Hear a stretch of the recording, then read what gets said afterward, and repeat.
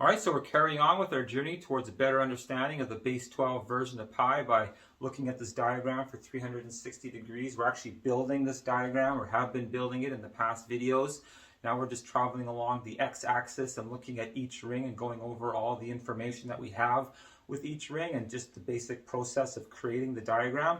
So in the last video we got to the fifth ring of the diagram, where we're generating or dividing the circumference of the circle into sections of, well, you can see 3 degrees, and then half of that for the new section. So that's like half of 3 is 1.6. So the sixth ring of the diagram, we're back in units of 5 degrees. So you can see we have our 5-degree section, and then there's 2 small circles underneath that.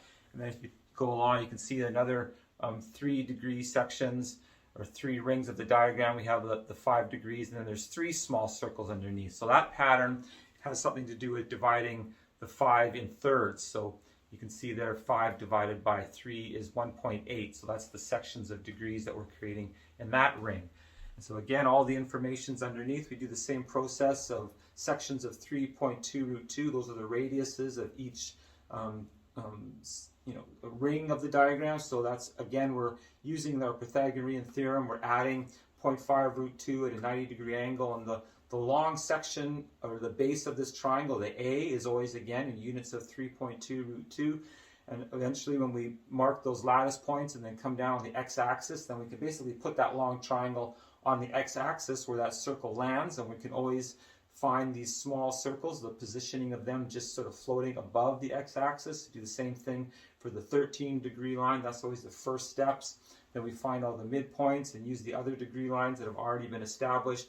That's how we get each additional ring and establish the new degree lines for the following sections. And you can see all the information there. We're adding 0.03 root 2 and subtracting 0.03 root 2 to create the sides of each ring. As we progress along, we have all the x coordinates for those.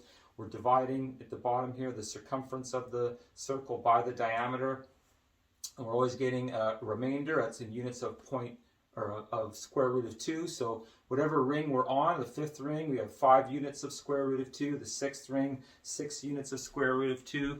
We went over how to do the seventh ring, the same process, and there we have our first repeating decimal for 7. And the eighth ring is again the repeating of the first ring, the second, the fourth, the eighth. So we're dividing up 7.6, 3.9, 1.86. So we get half of that again. That'll be showing up on the 16th ring. So you can see the pattern is just progressing nicely all the way along. This is all the information that we have for each ring. Then the 8th ring, you can see that one showing up there.